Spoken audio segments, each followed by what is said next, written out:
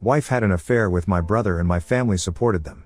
So I cut contact. 3 years later they called because he's going to prison and needs my help as a lawyer. 3 years ago, I, 29M, was a happy man, married to the love of my life, Sarah, 27F. It seemed like that was the prime time of my life. I was working at a reputed law firm and had my beautiful wife by my side. We met during one of our internships and became inseparable very soon. So, after both of us were settled in our jobs, I proposed and she said yes. Very soon, we got married in a small, intimate ceremony. The only thing that was not at its best at that time was my relationship with my family. I was the middle child, so I always felt neglected by everybody.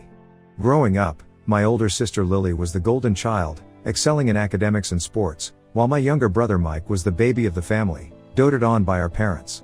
I, on the other hand, seemed to exist in a perpetual blind spot. Even when I made it into law school, my parents' reaction was lukewarm at best. The biggest compliment I got from my mother was, "That's nice, dear." That is why I decided that I would focus on my studies and work as hard as possible so that I don't have to depend on them.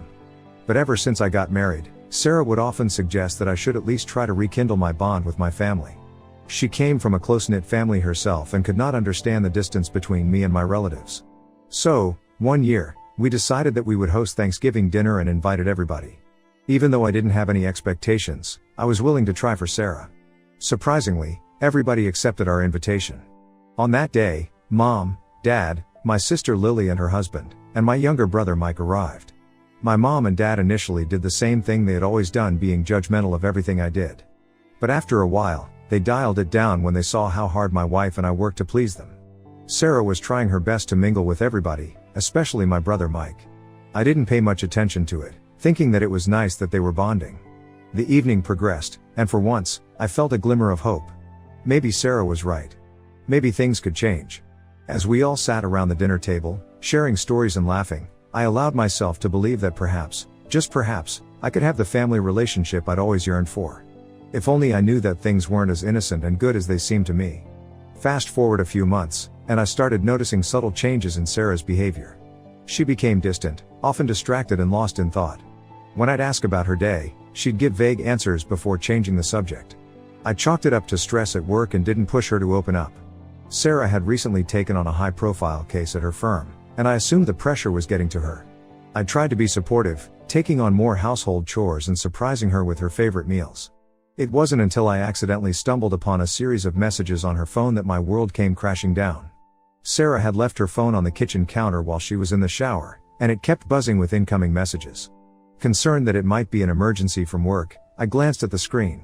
What I saw made my blood run cold. She and Mike had been texting each other nonstop, and the nature of those messages made it clear that they had crossed a line. They were having an affair. Confronting Sarah was one of the hardest things I've ever had to do. She broke down and confessed that she and Mike had developed feelings for each other, which they had acted on.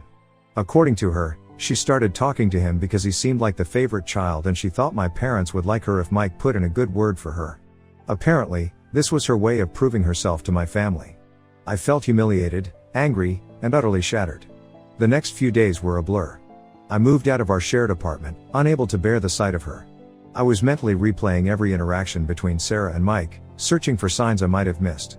I even tried to reason with Sarah, to understand her logic, but she refused to talk to me. Each time I called I was met with a voicemail message. What hurt even more was my family's reaction. Instead of being shocked or disapproving, they welcomed the idea of Sarah and Mike dating with open arms. They told me that they would stay neutral in this situation, which angered me the most, because what could ever justify this? My parents, who were judgmental of every step I took since I was a kid, were somehow okay with this. In fact, they seemed weirdly excited about the prospect. I even remember my mom saying that it's for the best and that at least this way, Sarah will still be part of the family. It was clear that they were more inclined to support Mike and Sarah, seeing their relationship as a sign of true love rather than betrayal. The divorce proceedings were quick and painless, at least on paper. Sarah didn't want anything from me, which was honestly a relief. I couldn't bear the thought of prolonged legal battles, of having to see her face across a courtroom. Within months, she and Mike were engaged, and the family was buzzing with excitement about the upcoming wedding. I felt like a 12-year-old kid again, alone and misunderstood in his own family. The betrayal cut deep, not just from Sarah and Mike, but from my entire family who seemed to think this was perfectly normal behavior. On the day of their wedding, I packed my bags and left town. I didn't leave a note, didn't say goodbye. I simply disappeared from their lives. I moved to a different state, changed my phone number, and cut all ties with anyone who might connect me to my past life. It was a drastic move, but it felt like the only way to preserve what was left of my sanity. For the last 3 years, I focused on rebuilding my life. I threw myself into my work, taking on challenging cases and building a reputation as a formidable attorney. I made new friends and even started dating again. Slowly, the pain began to dull, and I started to feel like myself again. I thought I had finally put that chapter of my life behind me. My new life was good, not perfect, but stable and fulfilling in a way I hadn't thought was possible after everything that had happened. But life has a way of throwing curveballs when you least expect them. Out of the blue, I got a call one day, and even though the number wasn't saved in my contacts, I recognized it immediately: my mother's cell phone. I did not answer the call. I was not about to let them destroy a life that I had built for myself all over again. It was very clear by now that any call from family meant bad news. But Mom wasn't accepting defeat either. She would bombard me with calls and voice messages. Each missed call felt like a ticking time bomb, threatening to shatter the peace I had so carefully constructed. Eventually, I gave up and picked up the call. Mom was on the other side, and her tone was weirdly chirpy, as if nothing had ever happened. She asked me how I was doing, and where was I exactly, and mentioned that the family missed me. Like that would ever happen. To an outsider, this might seem like a normal conversation, but knowing my mother, this was anything but typical. She was never one to be lovey-dovey with me. Our interactions had always been more practical, bordering on cold. So, her sudden warmth felt bizarre and definitely not genuine. I cut her off, demanding to know why she was calling me after all this time. She tried to evade my question, insisting that I should come home for dinner to discuss things in person. The mere suggestion of returning to that house, the scene of so much betrayal and pain, made my stomach turn. I firmly told her that whatever she needed to say, she could do it over the phone. There was a pause on the other end, and then she dropped the bombshell: Mike was in serious trouble. She explained that he had developed a gambling problem and had accumulated significant debts. In a desperate attempt to cover his losses, he had embezzled money from his employer. The police were now involved, and he was facing criminal charges. My family was in turmoil, and they didn't know where to turn. So, they were asking for my help, given my legal background. After hearing this news, on the one hand, I felt like this was just karma, and he had this coming for a long time. The same brother who had betrayed me was now seeking my help, the help of the family member they had all but erased from their lives. But another part of me was concerned about my little brother. Despite everything, he was still family. I couldn't help but find it ironic that the only time my family remembered they had another son, one they hadn't contacted in 3 years, was when their favored son was in trouble. It was as if I was nothing more than a tool to them, a means to an end. I felt a bitter satisfaction in knowing that they needed me, but I also felt the weight of the decision before me. Could I really turn my back on my family, even after everything they had done? Anyway, when Mom was done explaining everything, I simply said that I would think about it. She even asked me where I was exactly, and Mike could come to me. But I was not going to tell them my whereabouts so that they could knock at my door at every minor inconvenience. When that didn't work, she began to cry on the phone, practically begging me to help my brother. Her desperation was palpable, and despite everything, it tugged at my heartstrings. I reluctantly told her I would see what I could do, and then I hung up, feeling the weight of the situation pressing down on me. A week later, against my better judgment, I found myself standing in front of my childhood home. It felt surreal, almost like stepping back into a past life. Every fiber of my being wanted to turn around and leave, to find any excuse not to go back into that house. But I had made a commitment, and I needed to see it through, if only for my own peace of mind. When Dad opened the door, he looked like he was surprised that I actually came. I sat down, ready to discuss the case, eager to be done with this uncomfortable reunion as quickly as possible. I explained all the details to Mike and made it clear from the start that while I would help them find a competent lawyer for Mike, I would not be personally handling the case. My father, however, was not pleased with this. He made a snarky comment, saying something to the effect of, "Is this how you repay us for everything we've done for you? For making you who you are today?" When I got offended by that, my mom made a remark that it was my responsibility to help my family. That was the final straw.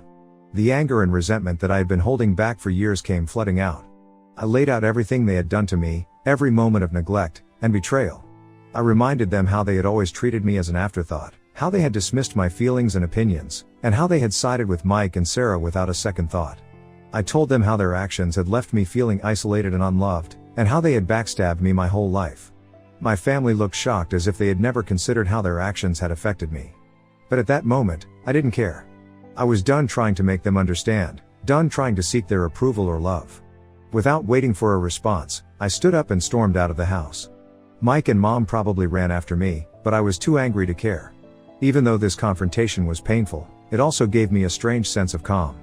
I had finally stopped taking everybody else's opinion to heart and stood up for myself in a way I never had before.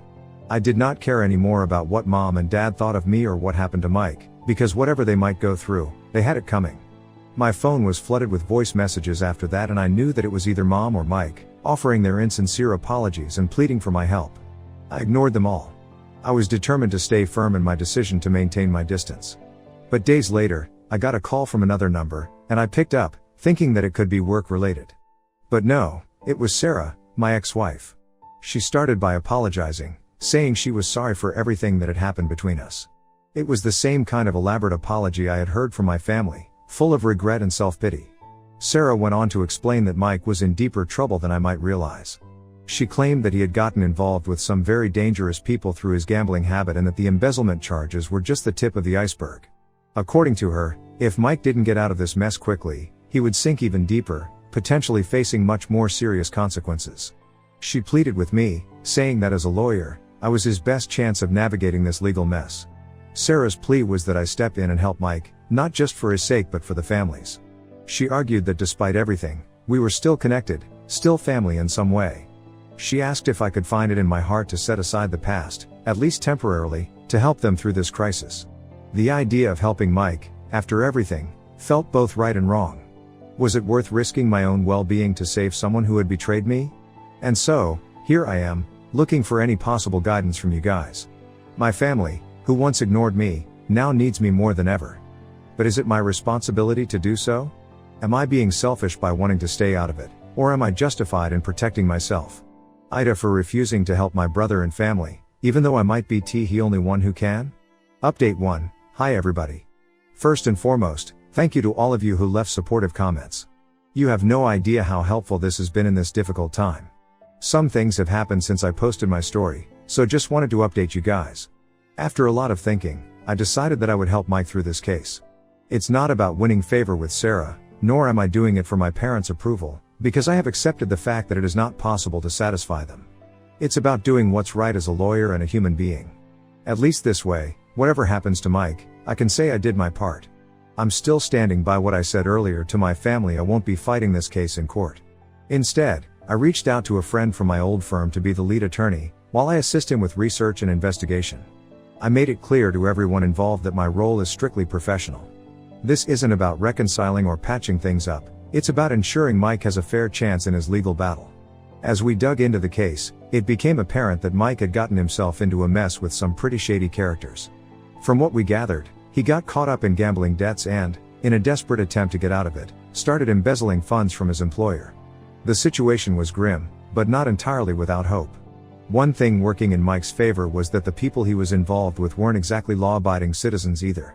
There was plenty of dirt on them that could be useful in building a defense. The days since have been a whirlwind of meetings, research, and strategy sessions. We've been working tirelessly to piece together a defense that could decrease some of the charges. Mike has been cooperating with the authorities, which is crucial for potentially reducing his sentence. He's showing a willingness to make things right, not just legally, but also within our family. There are moments where I see genuine remorse and a desire to change, but it's hard to tell if that's enough to turn things around. While working on the case, I've had to interact with my family more than I'd like. My parents seem to think that my involvement means we're all on the road to some big reconciliation, but I made it clear that's not the case. Sarah, too, has been hovering around, offering to help in any way she can. It's awkward, to say the least, but I keep reminding myself that I'm here to do a job, not to mend broken relationships. The more we uncover, the more complicated the situation seems. It's clear that Mike was way over his head, and whether he realized it or not, he made some terrible decisions. But seeing him in this vulnerable state, trying to fix his mistakes, stirs up conflicting emotions. Despite all this, I'm not letting myself get drawn back into the family drama.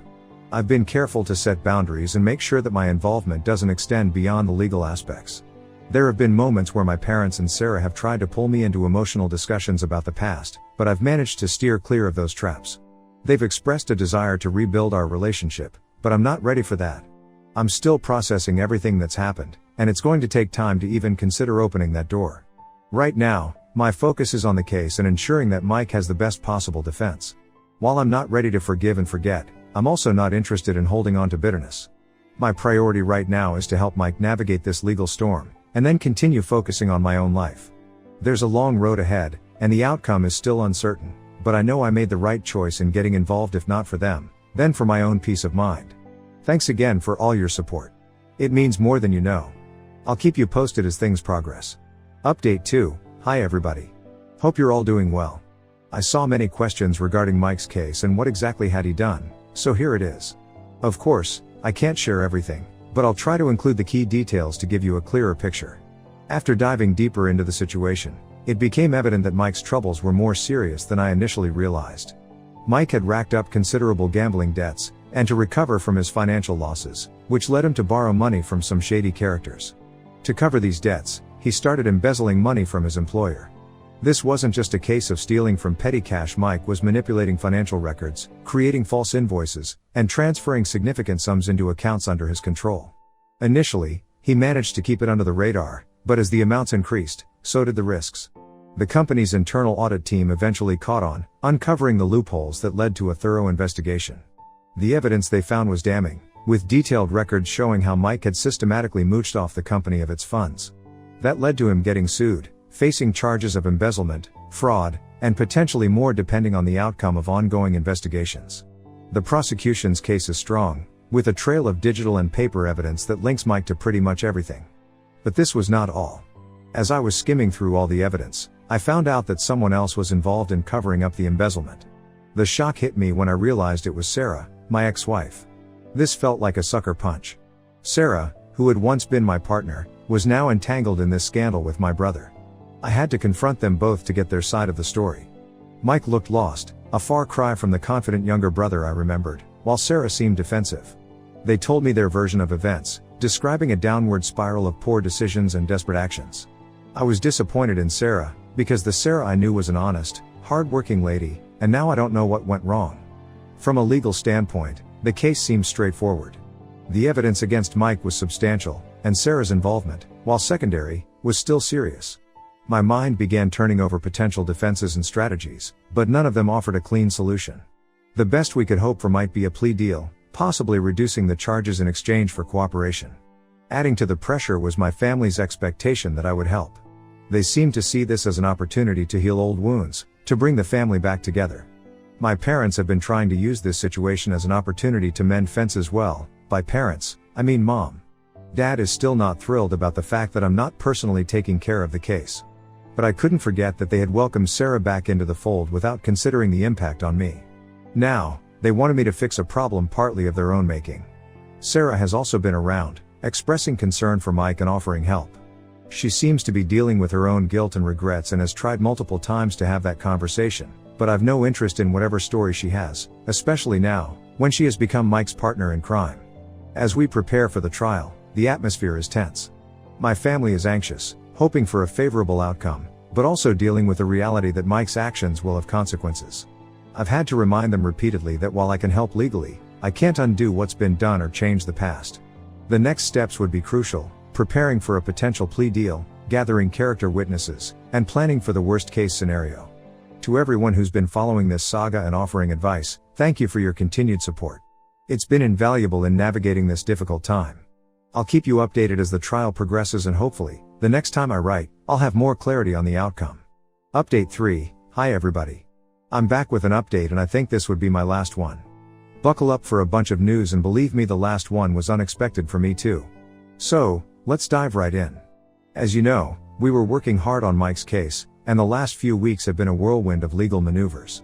We're talking legal moves left and right and some pretty intense negotiations.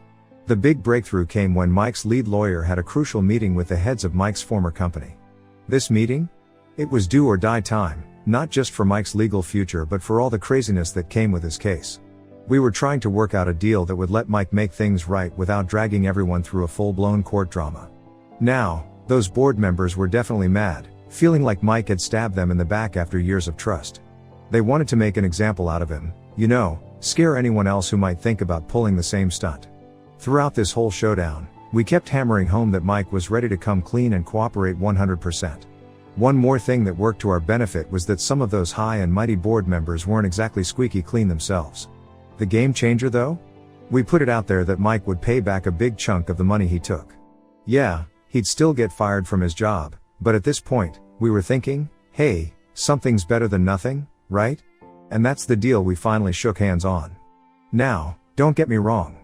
We were all breathing a sigh of relief, but it's not like we were popping champagne or anything. Mike's career? Almost over. And the money he had to pay back? Ouch. But at least he wasn't heading to the prison, so there's that. As the dust started to settle, we were all hoping this nightmare was finally over, but another shockwave hit the family. Sarah, who'd been standing by Mike through this whole mess, out of the blue decides to file for divorce. I'm telling you, this news came out of nowhere.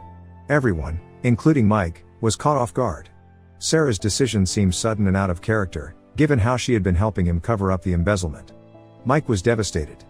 Poor guy thought they were in this together, that facing the consequences of their actions would somehow bring them closer. Instead, it seemed to drive a wedge between them and blew them apart. We couldn't figure out exactly why Sarah was bailing, but it seemed like the weight of the scandal, plus all the money and social drama heading their way, was just too much for her to handle. For me, Sarah's decision was just another crazy turn in this wild story. The irony wasn't lost on me, either. When Sarah cheated on me way back then, she kept saying Mike got her like no one else could. But now, when he's at rock bottom, she's packing her bags again. After she dropped the divorce bomb on everyone, she actually called me up, asking if she was doing the right thing and apologizing, again. I just told her straight up that it was her call, and I'd rather not get mixed up in all that. Now, don't think for a second that I was feeling sorry for Mike. Like I said before, this was karma doing its thing. He should have known that after all the crap he put Sarah and the family through, things were bound to fall apart sooner or later. That's why when my sister Lily tried to get me to talk Sarah out of the divorce, I was like, no way that was happening. I mean, come on, why would I want to chat with my ex-wife about her splitting up with my brother? Talk about awkward. With all the legal stuff wrapped up and the personal drama still unfolding, it was my time to distance myself once again. My work with Mike and Sarah was done. They would have to face the consequences of their actions and decisions on their own. I couldn't fix everything, and honestly, it wasn't my job to do so. It was time to get back to my own life, you know? Focus on my career and taking care of myself. So, I packed my bags and left without telling anyone because I knew my mom and dad wouldn't react well to it. As I left the family home, I felt a sense of closure. It wasn't a happy ending or anything, far from it. Nobody really came out on top in this situation. It was more about lessons learned and relationships either patched up or totally destroyed. For me, this whole experience drove home how important it is to set boundaries and how complicated family ties can be. Sometimes, no matter how good our intentions are, old issues can pop up and mess with our sense of duty and who we are. Walking away, I knew I'd done what I could.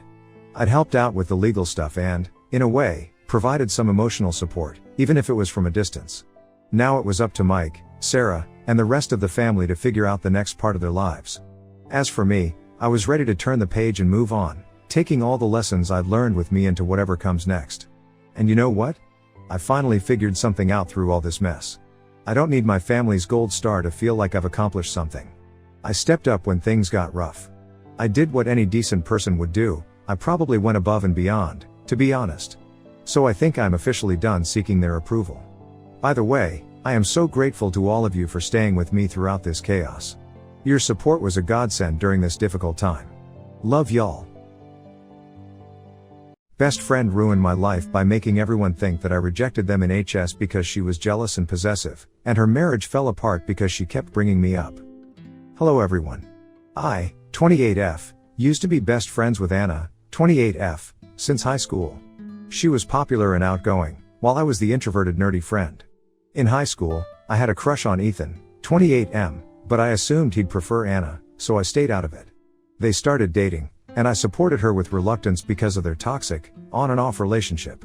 Over time, I grew to dislike Ethan because he was rude and mean. They broke up when we were 21, but got back together with him a year later and eventually got engaged at 23. 3 months before the wedding, Ethan drunkenly called me, asking why I rejected him. I dismissed him and said he was drunk and ended the call. The very next day, I was kicked out of group chats and ghosted by everyone else in our friend circle. When I texted my friends to ask what happened, they gave me the silent treatment. When I reached out to Anna, I found myself blocked. Desperate, I even tried calling Ethan, but my number was blocked too. I had no idea what I'd done wrong and I wished anyone would tell me. That week was hell. Anna's silence hurt the most because, at the time, she meant everything to me. I barely slept, battling panic attacks at night while trying to keep it together for class during the day. If not for my supportive roommates who helped me through my panic attacks, I don't know how I would have made it through. Anna and I attended the same local university but took different courses. I waited for her outside her class. When she came out with her friends, I pulled her aside and asked what was going on. She accused me of being a fake friend who tried to steal Ethan. I denied her accusation and asked for proof, but she went silent and left. They didn't unfriend me on Facebook, but kept posting about their hangouts and the bridal shower, along with indirect jabs at me. I eventually deleted my old account and changed my number. I slowly rebuilt my self-esteem and moved on. I recently created a new Facebook account. A few days ago, I was added to a group chat for our upcoming reunion, which I had no idea about. They greeted me, calling me class president as if they hadn't shunned me 6 years ago. I left the group, but they messaging me. Anna kept calling, so I finally picked up out of annoyance. She told me that she was sorry for everything and wished for me to come to the class reunion party. The party didn't seem to be complete without the class president every year. She told me that she divorced Ethan after 2 years of marriage. She tried to reach out to me but couldn't find any of my socials or contact info after we graduated. I asked her why she was telling me all this when she was not important to me anymore. She cried. I ended the call and continued ignoring their messages on Messenger. My family says forgiveness is for my own peace and that it doesn't mean forgetting. But I don't feel anything anymore, only indifference. I don't owe them anything to ease their guilt. So, AITA? Update, November 21, 2024. Hey guys. Some people from my previous post suggested that I reach out to Ethan. However, before I could do so, he reached out to me first. Yesterday, I received a friend request from him, along with a message saying hi in my messenger. So, we talked. He invited me for a coffee this weekend so we can talk about it. I told him to not push his luck and just answer me. I asked him about his call that night. Since most boys were too intimidated to approach me, they often asked Anna to convey their feelings to me. Ethan was one of them. Apparently, a lot of boys had a crush on me back then. But at the time, only Anna received open confessions, so I assumed I was undesirable, not that it mattered to me. I was foolishly infatuated with Anna, so much so that I would have rolled out a red carpet for her to walk on if I could. She was my entire world back then. Not even once have I ever heard about any boys in high school liking me from Anna. Apparently, Anna would always came back to them with her apologetic face, telling them that I had rejected them and repeating the insults I had supposedly said about them. No wonder some people back in high school called me arrogant and disliked me for some reason. I just thought it was because I was a strict class president and student committee member. Unlike Anna, who was friendly and charming, I was strict, sharp-tongued, and rarely smile. I don't owe anyone a smile. Ethan explained that he was mean to me back then because Anna told him I had said he was an orphan abandoned by his parents. This was a particularly sensitive topic for him, as he had been raised by his grandparents since childhood. He later discovered the truth when Anna inadvertently admitted it during an argument. That moment led him to file for divorce. Ethan shared that he genuinely did love Anna, but her constant insecurity and habit of bringing up my name in every argument strained their relationship. She either accused Ethan of still thinking about me or compared him to me. Anna did found out about Ethan's drunken call that very same night. They had an argument, and Ethan came close to calling off the wedding, but Anna guilt-tripped him into staying. Neither Ethan nor Anna lied or twisted the story. Anna simply told our entire friend group to stop talking to me. They knew I hadn't done anything wrong, but somehow, it was still my fault that Ethan had unresolved feelings towards me. I was, and still am, an introvert, and most of my friends back then were hers. It wasn't surprising that they followed her lead when she turned against me. They were always her friends, not mine. Anna and my ex-classmates then painted me as a villain to the other friends from high school. Ethan didn't do anything to help me because he was manipulated to hate me, his words not mine. That's why I changed my number and deleted all my social media accounts. While no one directly bombarded me with mean messages, I constantly saw posts that seemed to be aimed at me, even though my name was never mentioned. Ethan only revealed everything to the other friends after his divorce with Anna was finalized. Now, Anna and my ex-classmates are the ones being shunned by the others since 2 years ago. Ethan said he owed me an apology, though he knew it wouldn't be enough after everything that happened. While he never smeared my name, He stood on the sidelines and did nothing simply because I rejected him and called him an abandoned orphan during high school. He asked me if I will be going to the upcoming reunion party. Turns out the reunion party this time was for the 1995 high school batch. My ex-classmates probably wanted their former class president to attend for appearances. I told him I won't go. He said I can sit with him and his ex-classmates if I wanted to. Why would I? Brother ugh. I told him I wouldn't be attending because I have no friends from high school. He mentioned that the others would be sad if they heard I said that. Well, screw them. I received a lot more messages from old friends but I didn't respond to any of them. I have no attachment towards them. I told Anna that Ethan already told me everything. She called me on Messenger again, sobbing. She admitted she might have been a terrible friend, but that she did care about me. All those years, I was always on her mind. I was too attached to her back then because she was my first real friend, as I had no friends in middle school. I was too shy and quiet so I couldn't make friends. Anna taught me how to make friends and overcome my social anxiety, and introduce a lot of people to me. I learned to cook for her and took care of her when she was sick. I even protected her from creeps. Everything I did was for her. Now that I think about it, it was kind of unhealthy. Maybe she wanted me to be that version of myself again, only for her convenience. She begged me to try again. That she would be a better person for me. But I just ended the call and blocked her. After a few minutes of contemplating, I decided to delete my Facebook account again. I have a feeling that if I didn't, they will keep on bothering me. I'll settle with a fake account. The main reason why I made my Facebook account is to play Harvest Town anyway. Sorry for the long post. This will be my one and only update. I want to thank the 4 people who personally messaged me on Reddit. Your messages meant a lot, as not many people have done so much for me in my life. I hope my update answered your questions. Farewell. Additional information from Oop on clarifying her timeline. English is not my first language. We were born in 1995. What I meant was reunion for year 1995 students' comments where Op has replied, commenter 1, cause, perhaps, in a way she was. For all we know she liked Op romantically, and simply never admitted those feelings, perhaps even to herself, cause even if it isn't strange for a mean girl to lie about the interest a boy she likes has for her friend, it is odd to do it to all love interests Op had. How do I know? I'm a bisexual woman. Admitting to myself that I liked other girls as a teenager wasn't easy. Oop, do you really think so? I thought it was normal between female best friends to hold hands and sleep together. I'm bisexual too. Commenter 2, it's brave of you to confront your past. You're not obligated to forgive anyone. Prioritize your own peace and build healthy relationships moving forward. Oop, thank you. I really do feel indifferent now. It has been 6 years, and I have better friends now. I'm content with my life. Commenter 3, nothing weird about holding hands and sleeping together, with full clothing on and just sleeping in the same bed, I mean. But rejecting all potential love interests is a red flag. Oop, me and Anna never do anything. But she would always lean on my shoulder and hug me when sleeping. She always insisted that I sleep over at her house on the weekend. Commenter 4, perhaps Anna had feelings for you. This doesn't excuse any of her shitty behavior, honestly.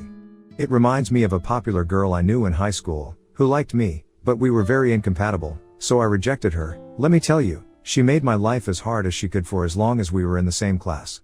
It doesn't excuse any of Anna's awful behavior, but it is a possibility. Oop, I doubt it, honestly.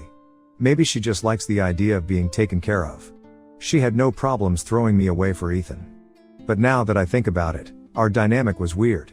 And maybe this is too much information. I didn't date back then and only hooked up with people because Anna didn't like them and she didn't agree.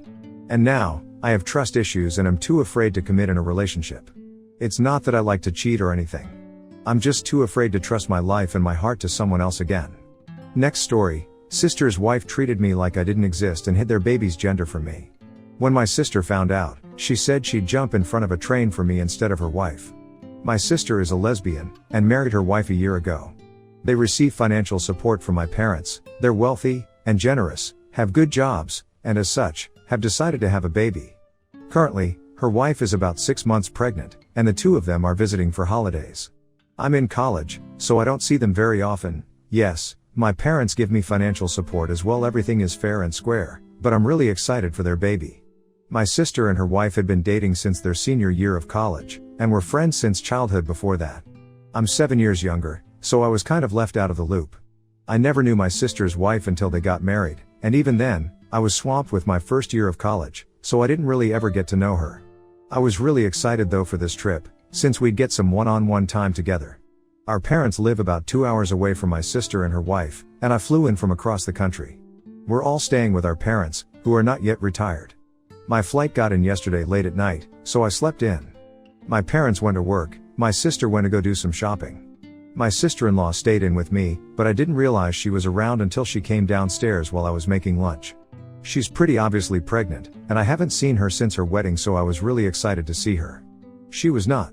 I said hi, and went to hug her, and she backed away. I apologized, and she just kinda looked at me weird, and went looking through the fridge. I tried to make small talk with her, so I asked when she was due. She gave me a really weird look, like I'd asked what her cup size was, and then just said March and kept making her food. I said I was really excited to have a niece or nephew, then asked if she wanted a boy or girl. She sighed really loudly, said she didn't care, and moved on. My sister had mentioned that her wife had PTSD due to a previous pregnancy, so I worried that might have been it. I tried to shift the subject, and asked how her work was. She set her knife down really loudly, stared at me for 30 seconds, then said fine and went into the dining room without saying anything else. Throughout the day, I kept just trying to interact with her. Offered to get her a drink while I was in the room, she just muttered no, asked what she was watching, you wouldn't know it, it was The Simpsons, said I was really glad she was spending the holidays with us, a very begrudging yeah. Really, I thought this must just be how she is. Then, my parents and sister came home, and she was super cheery and nice to them. My dad was asking if they had names picked out, and she just wouldn't stop chattering on. My sister said she wanted a family name, and her wife insisted on a unique name. My mom pointed out that my name, Anais, isn't very common, but it's also a family name, same as my grandmother, and they should consider it. I said I wouldn't mind having a niece with my same name, and my sister was really enthusiastic about it. Her wife gave me a death glare. I just ended up getting the silent treatment. At dinner, I asked if she would pass the potatoes, and she didn't listen. I repeated myself, she ignored me, and then my sister told her I had asked for her to pass the potatoes. Suddenly, she was all bubbly and giggling. Guess I didn't hear. What do I do? Should I tell my sister? Directly challenge her? I have very positive relationships with my parents and my sister, and I want to be really involved with my niece/nephew, so I really don't want to go 100% no contact or anything. How can I try to resolve or at least get over this? Mini update, as of this morning. So, we all had breakfast together. I sat across from my sister, between my parents, with my Sil kitty corner to me. My Sil actually spoke to me. But it wasn't all that positive. She asked if I was seeing anyone, in kind of a snarky tone. I said no, school was really busy, I just didn't have time, etc. She responded, well, not everyone finds someone. My sister tried changing the subject, asking my parents whether or not they'd gone to their winter home yet. They're those rich people. My Sil was so nice to them. She was saying what a gorgeous house it is, how grateful she was to have been able to take a vacation there with my sister last month. My mom is easily flattered, so once my Sil got started, she started gushing about her, and it was just a mush fest. After breakfast, I offered to go take our dogs for a walk. When I came back, my parents had left with my sister to go shopping again, and my Sil was the only one home. She asked me how I was liking college, and I said I was liking it a lot. I major in pre-dental, started talking about it a bit, and she rolled her eyes. I apologized for oversharing, and she said, no. It's fine. You just have a problem with reading the room, I guess. Then, she walked away. When my sister comes home, I'm definitely going to tell her about it. Additional info, Oop clarified why Sil may not like her. There was one thing I might be able to think of in terms of her wedding. It was initially scheduled on the day of my finals. This was prior to invitations being produced/mailed, just their idea, so I called my sister to tell her I either wouldn't make it, or the date would have to be changed. She was really upset about it, because she and her wife had wanted a winter wedding, the date seemed perfect for them, etc. I said they didn't have to sacrifice the winter aspect, just maybe move it a day back. There was a kind of big fight, and I can assume my Sil got in on it, but my sister is the kind of person who likes to be liked, think of her as a human golden retriever, and she didn't want to be mad at me, so we worked through it. Her wedding ended up being the day after my finals, which I was grateful for, and there's been no resentment or hard feelings since. My sister actually laughs at herself for being kind of an ass. Her choice quote from that time was, "You just don't have to go. It's just a test." I was my sister's Mo, and I didn't see much of my Sil prior to the wedding. She'd gotten food poisoning from her bachelorette party, so she was kind of holed up for the majority of the pre-wedding hubbub. During the reception, I made a toast, talked about my sister and her wife's friendship, how we've just been waiting for the two of them to get married, they're a match made in heaven, etc. etc. She teared up, gave me a big hug, and said she was excited to be my sister-in-law. I wanted to talk more with her, but some relatives wanted to ask me why I chose the college I did, so I went to go talk to them. I'm probably going to bring this up with my sister either today, or tomorrow. It all depends on what my sil is up to. Update: so, I didn't get the chance to talk to my sister. When my parents came back from shopping with my sister, my mom started saying how she had the perfect onesie for her granddaughter. Before my sil could start gushing, I asked what my mom meant. She asked if I hadn't heard I'd be having a niece, and I replied I hadn't. My sister said it was weird, because she'd asked her wife to tell me once they'd gotten the ultrasound. Her wife had zero excuse, and had the most deer in the headlights reaction. There was something that just sort of snapped, and I started crying. I felt kind of spoiled and horrible for it, so I apologized, and went upstairs with the dogs. My parents came upstairs, and my mom went to go ask if I was okay, and my sister and her wife started shouting downstairs. My mom basically said that my sil does not like me, and that it wasn't really my fault, she's just bad with people she doesn't know, and took it out on me inappropriately. And yes, my sil was still pissed about the wedding date thing, which just made it worse. I felt really shitty and just like really bad? Part of it wasn't my fault, but part of it was my fault. And apparently my sister knew about both issues beforehand, and had given my sil directions to try and get along with me. They were still shouting downstairs, and I was kind of bordering on a meltdown, so I asked my mom if we could take the dogs for another walk. We went out the back, and when we came home, my sister had left the house to cool down, and her wife was upstairs. I spent most of the rest of the day downstairs, until my sister came home. She had obviously been crying, and was in a bad mood. My mom took her into the kitchen to try and calm her down, so I kept sitting in the living room. I felt like a bratty little kid again. I genuinely felt like I'd fucked up my sister's marriage and probably ruined our relationship in the process too. Everything just felt awful, and when my sister came out of the kitchen, she didn't even look at me, just went storming back upstairs. Her wife started yelling first, and they were fighting for a while before it got quieter upstairs.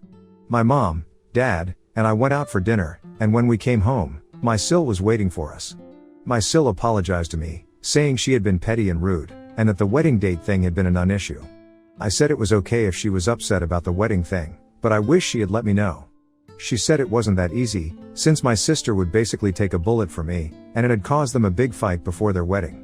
I said I had no idea, and that I was sorry to be the source of that tension, and I just wanted to be able to be a good sister-in-law myself, and be a good aunt. My sil got angry, and said I had ruined the opportunity for the first one, and she wasn't banking on the second one. Then, she stormed upstairs, and she and my sister got into another big fight. I felt awful. The bad feelings manifested physically, and I spent most of the night throwing up while my sister and her wife fought. My mom was really kind to stay up with me, and my dad tried to get my sister and her wife to get off each other's backs. I specifically heard my sil shouting, "Who would you jump in front of a train for? Me, or her?" And my sister responded, without missing a beat, "My sister, no questions asked." They got quieter after that, and my sil started up the screaming about an hour later saying, "I'd let all my siblings die for you." My sister slept on the couch, and the two of us went out for breakfast in the morning. She basically said that after my sil gave birth, she and my sister were going to separate. They would try counseling prior to the birth, and afterwards too, but if things weren't getting better, they'd be divorcing. I said that it shouldn't have gotten that far, and I was sorry for pushing the both of them. My sister said that my sil does this to all my sister's friends, and they've been fighting often. But, she clarified that the way she treated me was a deal breaker. She said it might have sounded sad, but I was her best friend from birth, and she wouldn't let me not feel welcome like that. I felt really guilty, and started crying again. She kept saying she wanted it this way, their relationship was broken as is, etc. It's been tense and awkward ever since. My sil won't look at me or speak to me, and I've given up. My sister has been by my side a lot, and has amped up the good sister behavior 10x. I feel like shit, everything is really terrible, and I'm sure I'm going to be making another post during the actual Christmas bullshit. Not a great update, but there we are. Parents sent me away when they had my sister. 12 years later they called and asked me to come back just to prove that they're good parents after she started acting like a failure. So when I, 20 now, was 8 years old, my parents decided that they were done with me and sent me to live with my aunt.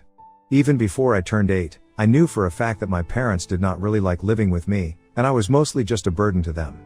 They had me when they were really young, in their early 20s, and they had just started working at the time.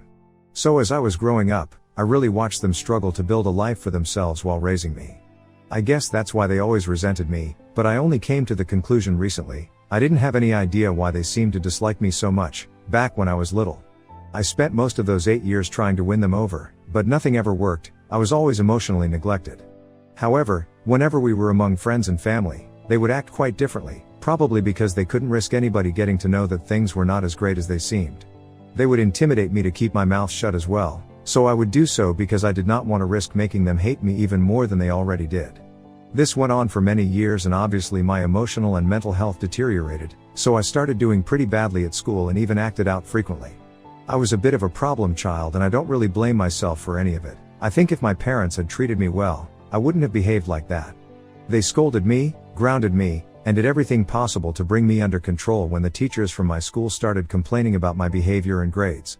But I was determined to misbehave even more because at least this way, I would get them to pay attention to me, if not by trying to win them over. Unfortunately, or maybe fortunately for me, this plan of mine backfired when my mom got pregnant for a second time around the time of my 8th birthday. For the first time in forever, they seemed really happy and made the announcement at my 8th birthday party, and I was really confused about what that meant for me. But I found out in a couple of weeks when I saw my mother packing my bags and my dad sat me down and told me that I was being sent away to live with my aunt because I was clearly not doing well here and they wanted the best for me. I was young, but I was not stupid, and I knew for a fact that they were just getting rid of me because now that they were getting another baby, they were going to replace me. I was very upset about that, naturally, and I started throwing tantrums because I really did not want to be sent away from everything that I knew, my home, my friends, and all of that. If I'm being honest, I didn't even want to be sent away from my parents because no matter how they treated me, at least they were still my parents. But my parents really couldn't care less about me, throwing tantrums. They decided to ship me off to my aunt's place, anyway. She lived out of state and I still remember that. Even on my journey there, I was miserable and I really tried very hard to convince my parents that I would improve my grades and behave myself if they gave me a chance to stay with them, but they had made up their minds. Back then, it really hadn't occurred to me and that maybe this was not about the grades and my behavior in the first place, and they would have resented me, even if I was the best kid in the world. Anyway, when we got to my aunt's place, they stayed there for a couple of days and helped me settle in, but even then I was quite upset. My aunt was the only person who made the transition easier for me because she is perhaps the kindest and most loving soul one could ever find. My aunt is my dad's older sister and the oldest of 4 siblings. She had never married or had any kids of her own, which is probably why she had agreed to raise me. While all her other siblings had left the farm that they had grown up on for other pursuits in their career, she had decided to stay and work on the farm that their parents had left to them. She could tell that I was very upset while moving in with her, so she tried to tell me that everything would be fine and I would really like this place once I got to know it well, and that really helped me. After a couple of days, when my parents finally left, I started to break down, and even then, my aunt was the only person who was there for me because even though she kept calling my parents, trying to get them to speak to me so that I would feel better, they hardly ever answered the phone. I wouldn't do anything but cry for the next couple of weeks and my aunt was there for me all along, so gradually I started to feel better. And after a couple of months of staying with her, I stopped missing my parents altogether because honestly, living with her was much better. I would work on the farm, and go to school, and strangely enough, I wasn't doing too badly at school while living with my aunt. I had made quite a lot of friends, the schoolwork did not seem difficult and the teachers seemed to like me as well. Basically, my life started to improve as soon as I was sent away by my parents, and even though we would see each other on the holidays, I realized that I was much better off without them in my life.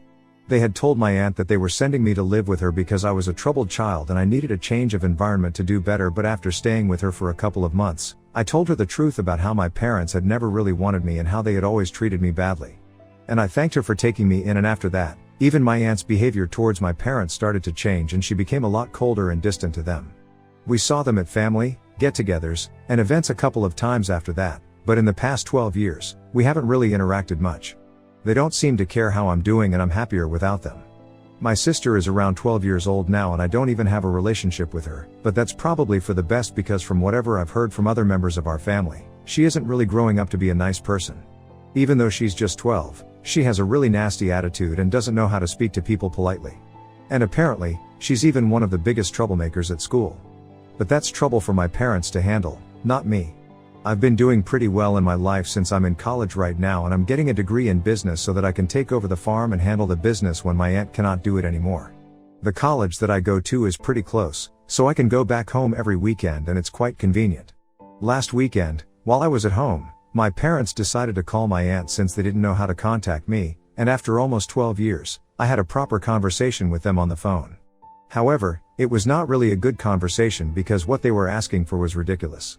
When my aunt handed the phone to me, I was quite intrigued, and after some small talk about my life, my parents told me that they were really proud of the fact that I was doing so well for myself, and then, they told me that they wanted another shot at parenting, so they wanted me to keep in touch with them and come back to them after college ended.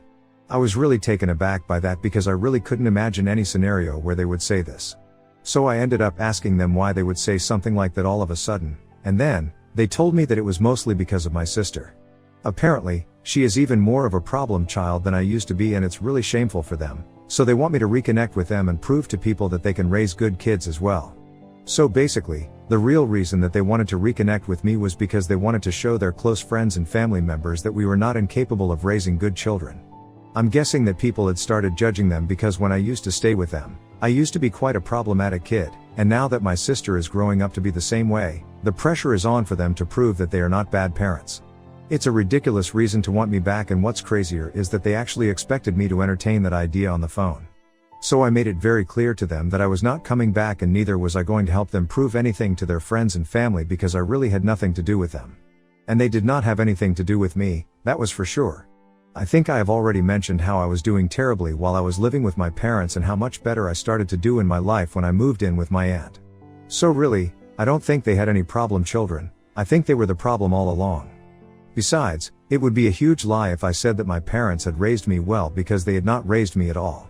It was my aunt who had done that job, and I was not going to let them take credit for it. Most of the people in our family, and even their friends, knew that I was being taken care of by my aunt anyway, but they planned on telling them that apparently they had kept in touch with me over the past 12 years and visited quite frequently, so even they had a hand in it. And that was not true either, so I told them that I was not going to help him improve anything and that they were on their own. So they started throwing a tantrum about how they had supported me and my aunt throughout the past 12 years, but they had only done the bare minimum and sent us a check every month, which barely even covered anything, and ultimately my aunt would have to pay for stuff out of her own pockets anyway. But even that, she did it without complaint, and here they were, showing off the bare minimum. They started to tell me that my sister had turned out to be a failure, and it was really humiliating for them, so I had to help them out because they were my parents after all. I lost it at that point, and I told them that they were anything but my parents, and I don't even consider my family anymore, so they needed to leave me and my aunt alone because she was the only family that I had. So AITA for telling my parents that I don't consider them my family anymore? Update 1. Hello, guys. So a couple of days ago, I made my original post and most of you guys agree that I am NTA. So for that, I'm really thankful to you because it really puts things into perspective for me. To be honest, the only reason I had been doubting myself was that in the past 1 week, my parents had left no stone unturned to try and convince me that what I said was a really horrible thing, and they were making it feel like I had been nasty to them on purpose. But honestly, I really didn't think that I had said anything that was out of pocket to them. I thought I was being perfectly reasonable, and it's not even like I had cursed at them or something. However, after reading the comments and stuff, I realized that they were only trying to make me feel guilty, probably because they wanted to get me to agree to their terms and come back home so they could show people how successful they had been as parents. I have them blocked everywhere, but they still have been texting me through other accounts and phone numbers, and it's getting pretty annoying. I did speak to my aunt about it, and she just told me that I needed to ignore all of it because if I knew that I was right, there was nothing that I needed to feel sorry about. She has also spoken to a couple of other family members, and it was mostly just to find out why they were so desperate to prove that they were good parents all of a sudden. And that's how she found out that a couple of weeks ago, at my sister's 12th birthday party, she had been caught smoking, and when my parents tried to take it away from her, she threw such a massive tantrum that she ended up making my mom cry. That was the day that my mom's older sister, my other aunt, her parents, and a couple of other family members told her that it was their failure that their 12-year-old daughter had been able to access a cigarette, and if they had been more proactive as parents then this wouldn't have happened anyway. Apparently, they had spoiled my sister, not ever since she was really young, and had never said no to her for anything. They even gave her a huge amount of pocket money and let her do whatever she wanted with it, not even bothering to do the bare minimum of supervising that money. Basically, my 12-year-old sister could do whatever she wanted because she knew that she had her parents wrapped around her finger, and the cigarette incident had caused a lot of their friends and family to really judge them and call them out on how they were raising their child. And now, My parents were just desperate to prove that they were not really bad parents, which is why they wanted me to come back to them so they could show me around like a trophy. It was really pathetic of them, and more importantly, they had to know that this plan was not going to work because everyone knew that I was being raised by my aunt. In fact, even the people that my aunt had spoken to said that they had also disapproved of my parents' decision to send me away when I was not doing well, because that's not how you treat your kids. When they are not doing well, you try to help them out and not just wash your hands off of them. Several times, they had even told my parents to bring me back to them after the birth of my sister so we could grow up together, but my parents had brushed it all off, saying that I was happier with my aunt and they knew what was best for me. I really don't understand how my parents think, or if they are even capable of thinking about anybody apart from themselves.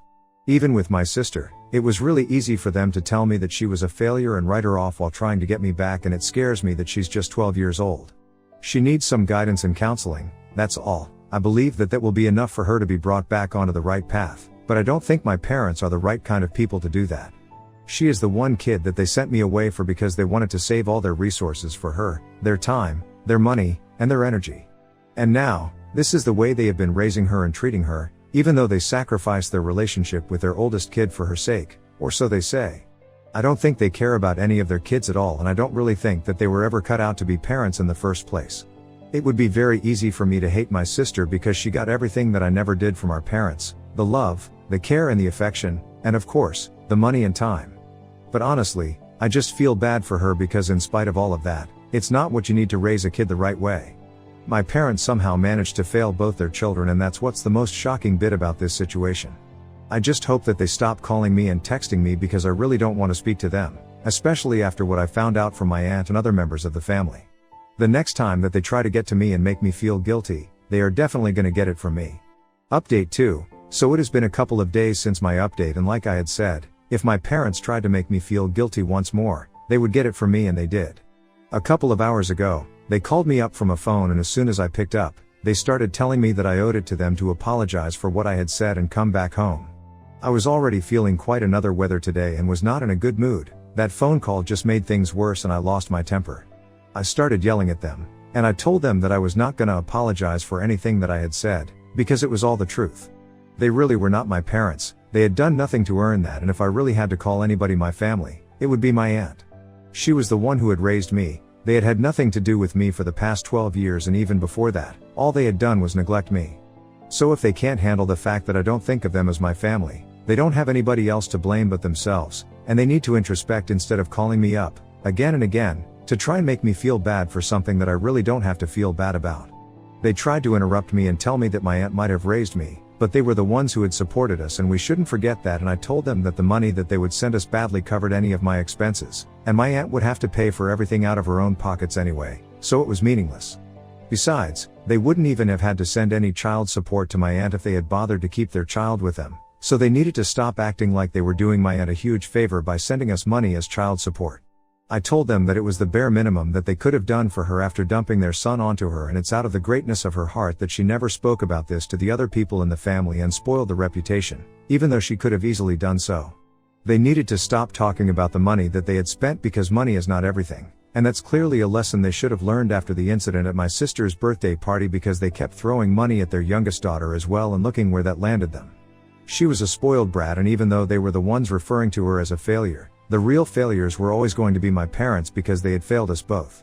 When I said that to them, they instantly got defensive and told me that I had no idea what I was talking about, that my sister was really happy and the incident at her birthday was just a one-off thing. But what I know for a fact is that happy kids, especially 12-year-olds, don't just start smoking because they can.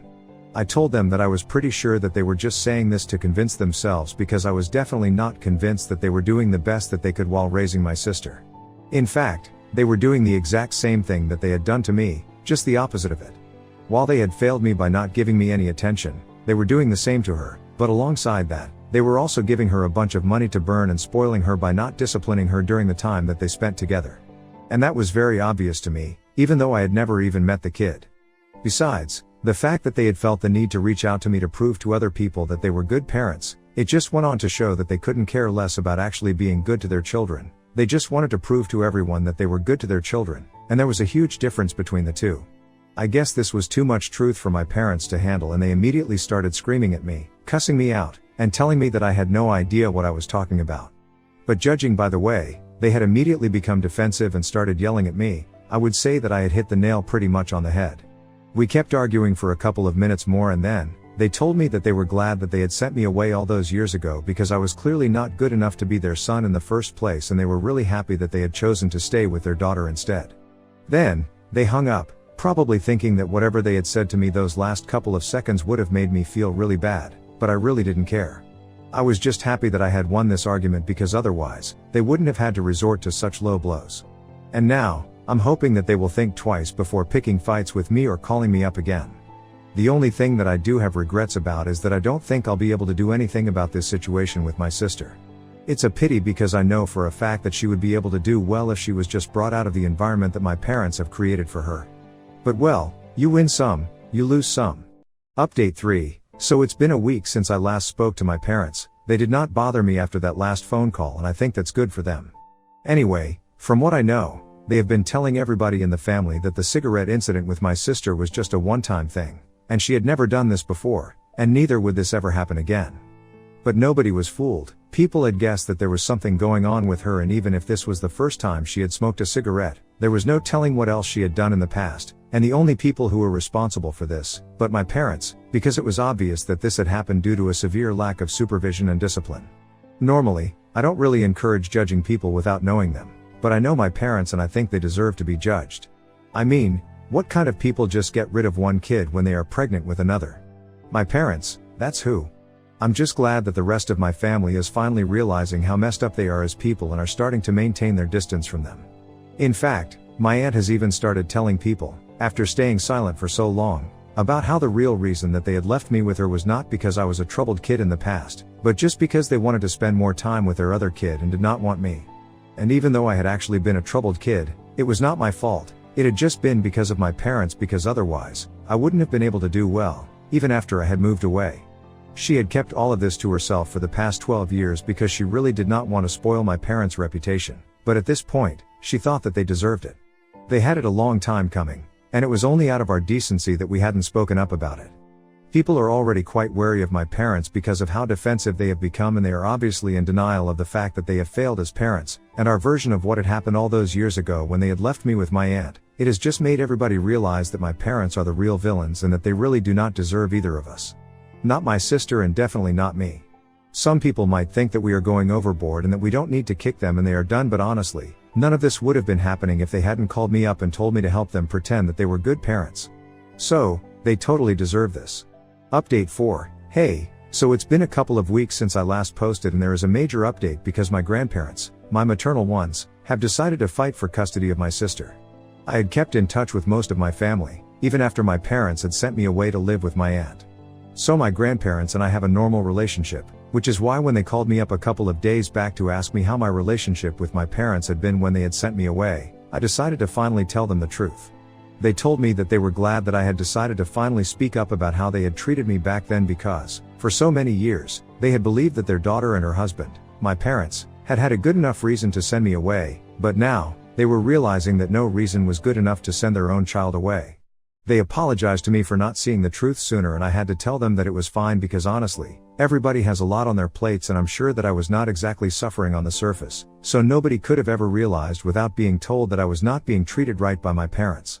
Apparently, after the incident with my sister, they had been hearing rumors from a lot of other members of the family about how I had been treated since my aunt had finally decided to speak up about how my parents said had absolutely nothing to do with me after they had dropped me off here. On hearing that, my grandparents decided to look into the matter themselves because they did not want their younger grandkids to be suffering through the same things that I did.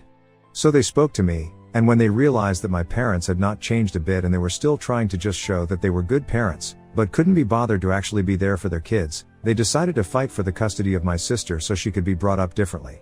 I think it's the right thing to do, and I can say it with full confidence because my life definitely improved after I stopped living with my parents, so I think it will be the same for her as well. Maybe in a different way, but I'm pretty sure that it will really help her.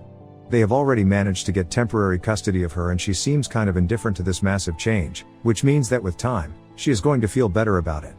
My grandparents are confident that they will be able to get full custody of her soon enough, but they will make sure that my parents also have visitation rights. The best thing that has come out of the situation, in my opinion, is that my sister has tried to put in an effort to build a relationship with me, and we have been talking to each other on the phone for the last couple of days.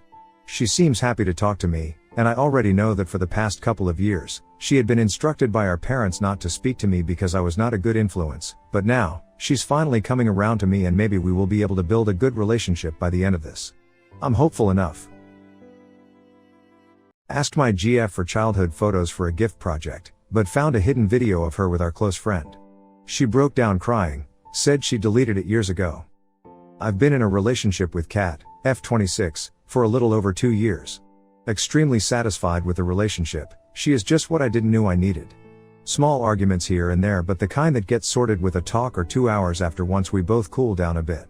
She really liked a photo montage I did of our vacations, so I was thinking on doing one from since she was born until the first photo we will take when she moves in with me in February, when her lease will end. For that I needed old photos of her, so I asked her, saying it was for a project. She gave me an external HD, said the folder marked memories would be filled with all her photos, but they would be out of order, and that there would be photos with her ex-BF from a summer trip they did overseas that she kept for the memories of the trip itself. Yesterday I sat down to start checking the photos. There are a lot of them, and they are all out of a specific order, so I was just picking at random. As I was scrolling down, I saw a folder in the middle of the images. Weird name, it had a few brackets and random numbers with letters, but showed it had content in it. I opened it, 2 images and 1 video. The images were a screenshot of some shoes on a shopping app and a selfie with a thumb covering the half the lens. Then I get the video.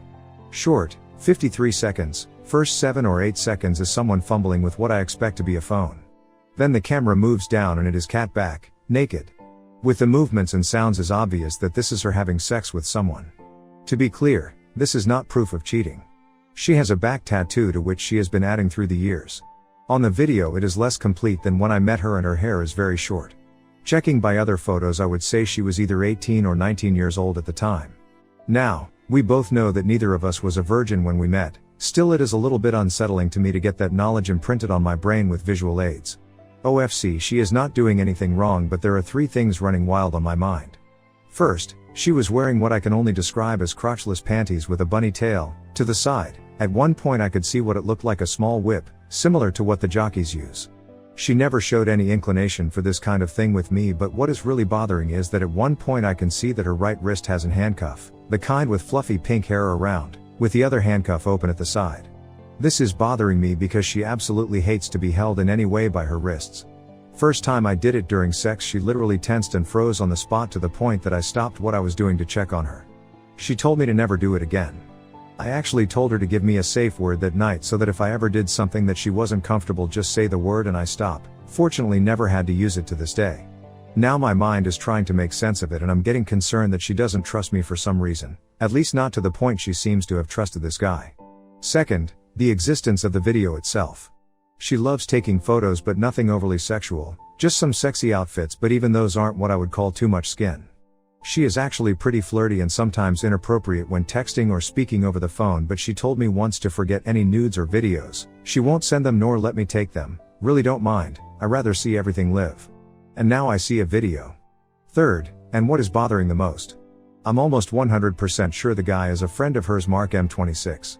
At the end of the video, when he goes to shut the recording, he pointed the camera to his wrist. There is a tattoo there that is the same as Mark's. I highly doubt she met 2 guys with the same tattoo in the same place. And they have been friends since first year of college, so it matches the time frame. This is not someone that I'm gonna say, oh, they are BFF. They are always together, spend time alone in their apartments. They see each other maybe once a month when their group gathers for dinner or drinks. I actually go with her more often than not. I've been going crazy trying to replay their interactions, looking for any signs that I may have missed of something other than friendship, but honestly, I'm coming up empty. He also has a GF and he looks at her the same way I look at mine. I don't expect Kat to tell me every hookup and relationship she had in the past, but with someone that she sees with some regularity I would expect an heads up of some sort, especially because it seems more than just a casual thing, looking at the all setup. This is driving me mad. My actual brain knows she has done nothing wrong and that I'm probably overreacting, but my body stress response right now is through the roof. I know that I'll need to speak to her tomorrow, before I let this pen up more. Already had a bad night's sleep. Tonight I don't expect it to be better, and I'm concerned that having this conversation without a clear mind may actually cause issues that I really don't want to have. And honestly, I'm a bit scared to go deeper into this rabbit hole. Jesus, what a rant this has become.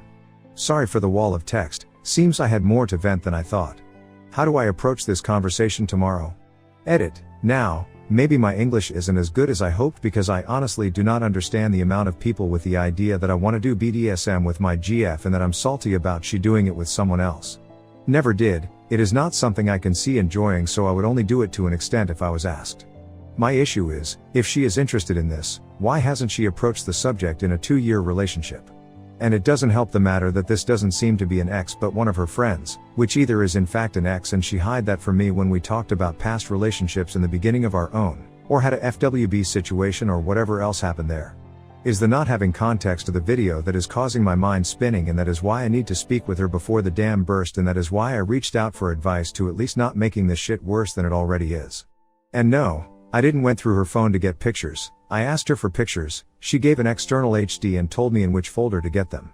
The HD had other folders, I didn't open them, the video was inside a strangely named folder inside the memories folder. I'm talking to her tonight, after she comes back from work. She already knows something is not right. I couldn't sleep yesterday and she came back to see why I wasn't in bed that late. This morning she checked on me. You are not yourself the last 2 days, is there something going on? I just told her that I'm feeling stressed without an apparent reason and not to worry. No point on a conversation before she leaves for work. Can't say that I'll update this today after we talk, as I don't think I'll have the mind for that, but I guess I'll eventually say something. For now I'm going offline. Update, November 2nd, 2024. Some people had asked for an update, so I guess this will be it. I'd like to thank to all the people that gave actual advice on what I asked on my post instead of judging me for whatever reason they found worthy of judgment. The advice of listening to her instead of turning the conversation into an interrogation that was pointed to me by several people prevented me to actually complicate our talk. The original post was long, this update might be a bit as well. She read this before I posted, so all I've written was with her consent. Got a call from an old friend of mine to check up on me because my GF had called him worried about my behavior of the last 2 days. When I said it was something that I would need to talk to her, he said, "That is fine, just remember that Kat is not Mary, an ex of mine. Don't bring that baggage with you. If you have an issue, talk it out, but don't put on your GF someone else's blame." It was like a light switch that flipped. I had been so freaked out that didn't even realize that a lot of what I was feeling was past trauma that was being brought up front and boosting my reactions. Basically afraid of going through something similar, again. When she got home she was already wanting to speak with me. I told her that if she wanted to take a shower I would make some tea and we would talk. I told her that I loved her, I wasn't accusing her of anything or mad at her. I was going through something and she was the only one I could speak that could help me move past it. That I needed her to be honest and not try to hide things from me. Once she agreed, I just asked, when you gave me the external HD for me to get those photos, were you aware that there is a video in there of you and someone that I think is Mark having sex? That is not possible, I deleted that years ago. That is what she said before breaking down in tears. She hugged me, I hugged back by instinct mostly. In between the sobbing and crying she begged me to not get mad and let her explain. I repeated that I wasn't mad, I would hear what she wanted to say, she just needed to be honest with me.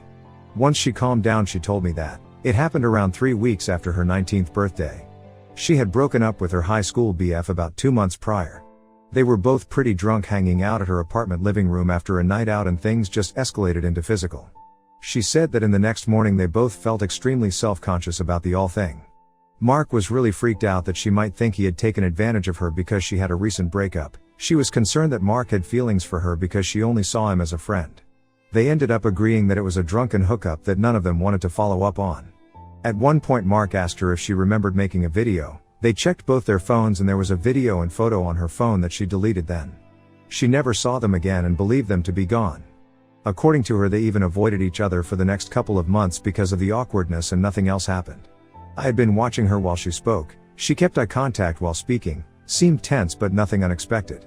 All in all I saw no reason not to believe her. The handcuffs and all? Joke birthday gift from her girlfriends, it just happened to be there when they went to the room and they thought it would be fun to open the set. We only talked about this yesterday, at the time I had other more pressing questions. As for not telling me in the first place, when she started dating her ex, Mark was out of the country so she never mentioned that happening to her ex. When Mark came back her ex was already showing signs of being jealous and controlling without much reason, so she decided no to throw gasoline into the fire. Mark started dating a girl and mentioned that they had been together once a long time ago because she asked. His GF told her ex-BF in the middle of a group outing. Her ex exploded, she ended up breaking up with him, Things went a bit out of control to the verge of harassment/stalking.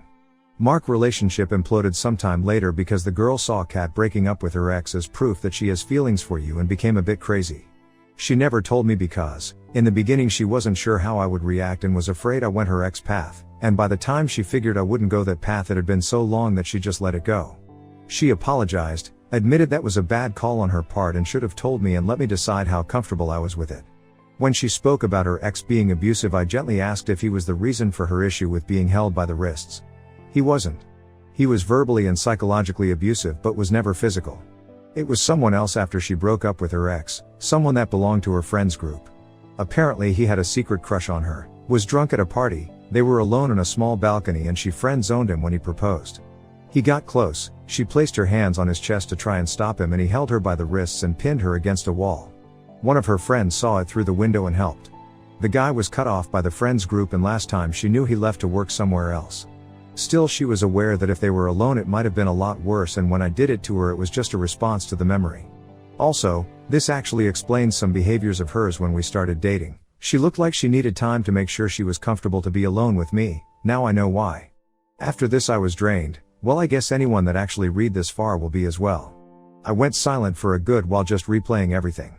She came to me, held my hands and apologized again, said she couldn't make what I saw disappear but it was really in the past and she just needed me to tell her what else she could do to make things easier for me.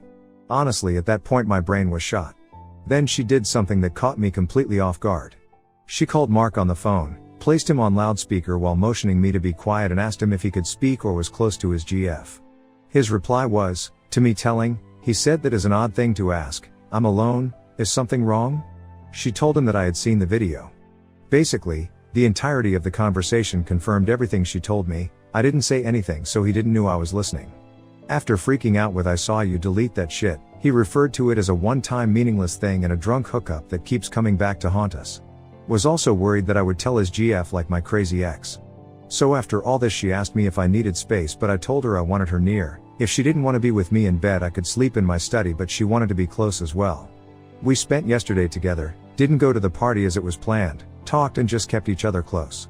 She and Mark will take a break on their friendship, he told his GF, which took it better than me, but they decided some distance is better at this point. My GF also offered to only go out with the group with me present regardless of Mark being there or not. Other than that I just asked her to give me some time and to not try initiate sex for now. I want to be completely clear-minded and release this stress that built up before that. This is it, gonna take some time but I feel that I have the ground under my feet so I'm optimistic. I think that now, after talking it out I just need a bit of time to let it settle. Next story, do all the housework while working from home, but my wife brags to her friends that she does everything, while also throwing away the lunches I pack for her at work. Hello, everyone. My wife, 41F, and I, 42M, have been married for 15 years. I apparently surprised her by being capable of doing household chores and tasks, which I didn't think much of. My mom always asked me to help out with chores when I was a kid so I didn't think it was beneath me or anything. I do think I inherited her need to clean excessively, like it's so bad that I can't eat until a mess is dealt with. My mom is an amazing cook, my aunt was a literal chef at a fancy hotel and my dad loved having barbecues. It was pretty natural to learn from them and pick up a thing or two. The only thing I didn't pick up was how to make a decent cup of tea or coffee. I'm genuinely awful at it. It got to a point where I was handling most of the household chores and taking care of cooking, which I prefer anyways since she comes home exhausted. I've been asking our children, 11F and 9M, to do some minor tasks around the house and hopefully teach them this sort of thing too. She has a group of friends who hang out regularly. This time it was her turn to host the group at her home. I offered to take our children out for the day, and it was all set. Before we left, I had to finish up some things for work.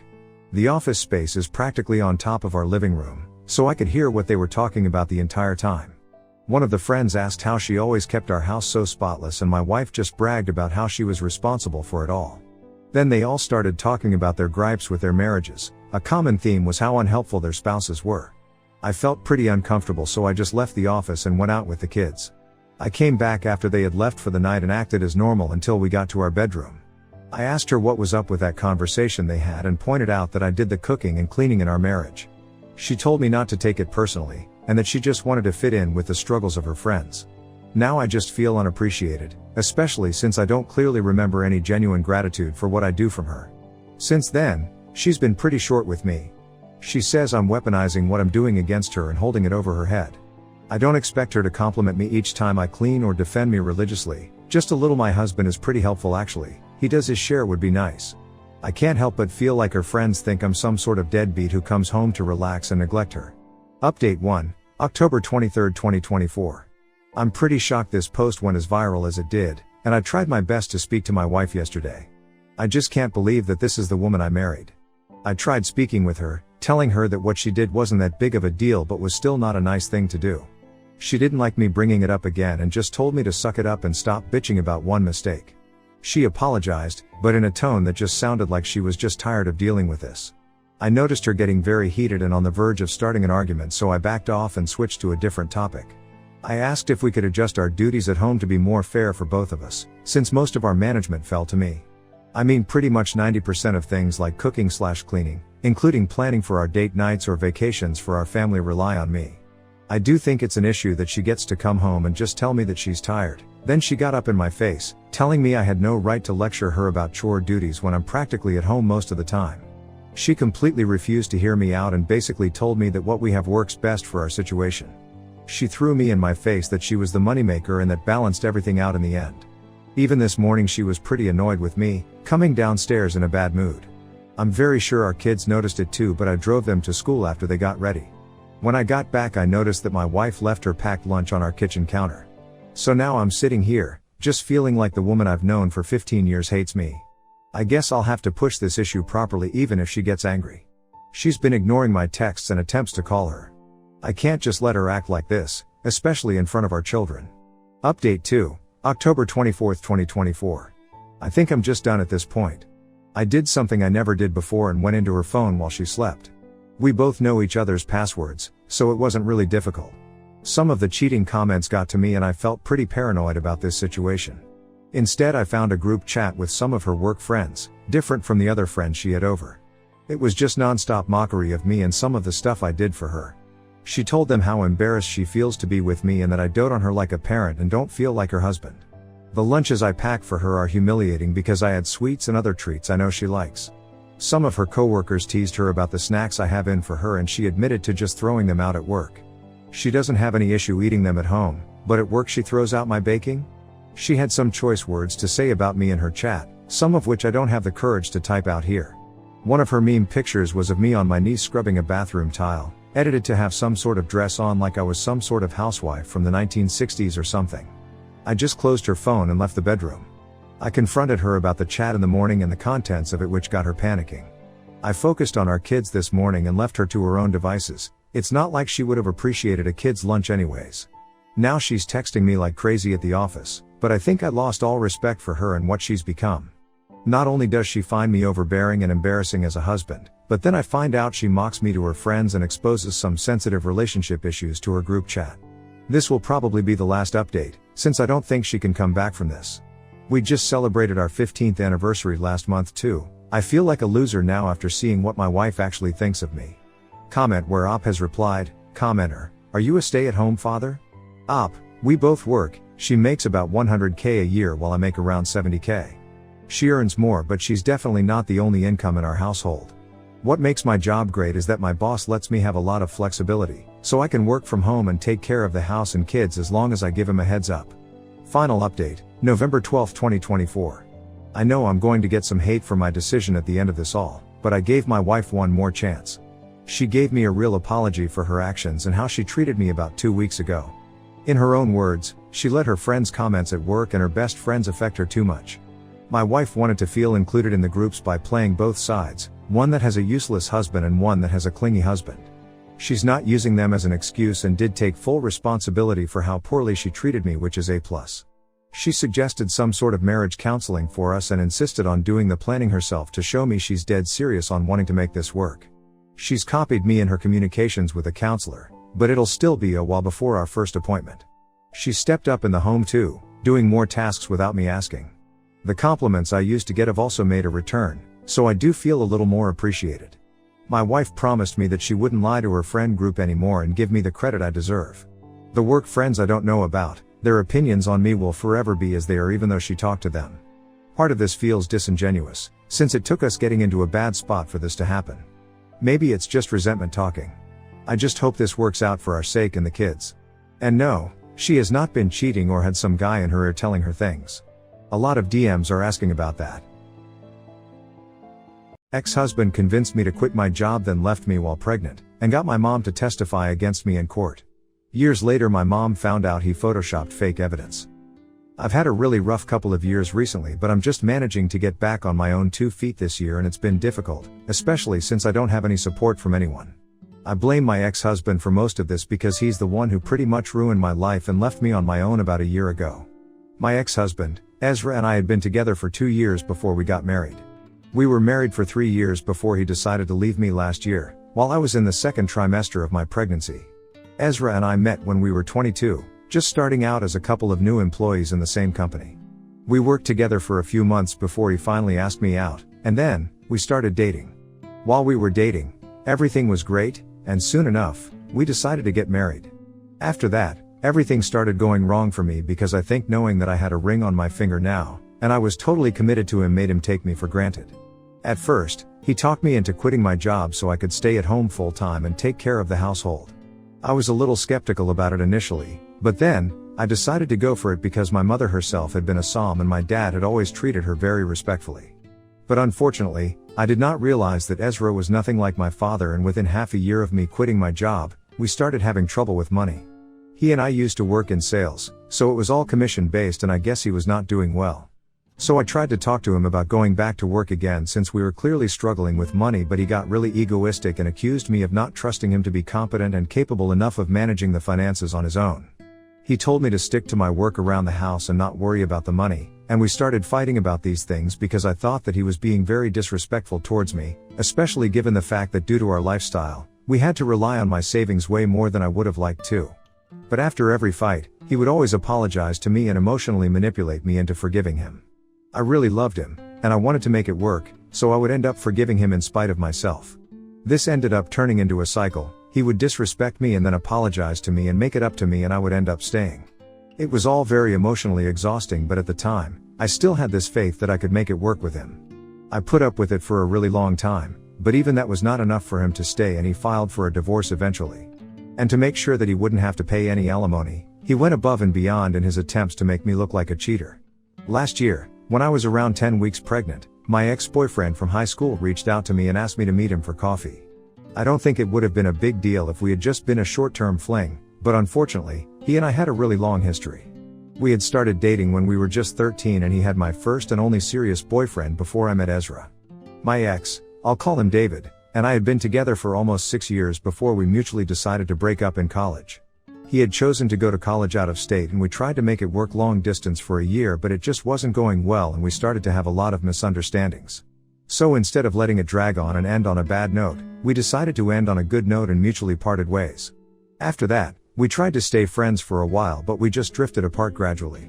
And after I met Ezra, nobody else stood the chance because I was head over heels in love with him. Ezra knew about David and he had never had an issue with it, so when I asked him if I could meet David for coffee since we hadn't seen each other for a really long time, Ezra agreed to let me go without any complaints.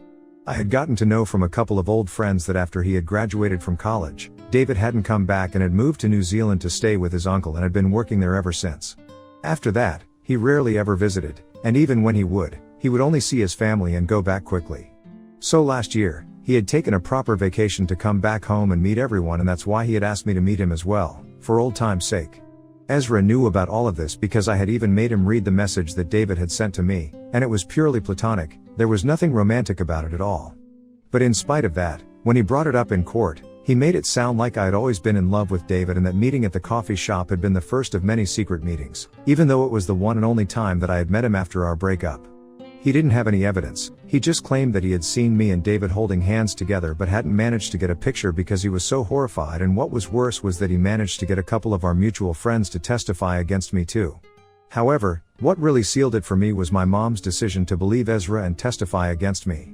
We had been having our usual fights while I was pregnant anyway, but as time went on, the fights got worse because he started getting more agitated about the finances, and with a baby on the way, I couldn't even blame him for it. So I tried my best to cut down on our expenses, but even that would make him mad, so I just decided to rely on my own savings without telling him so he wouldn't get mad at me for questioning his competency to support us on his own. But I guess none of that was enough because eventually, he served me with divorce papers after one fight since I hadn't spoken to him for about a week, but that was just because he had called me and our baby parasites and I couldn't stand for it because he was the one who had made me quit my job and told me that he would handle everything. For me, I wasn't even mad about the fact that he had been calling me names, but the fact that he had even dragged our unborn kid into it was unacceptable.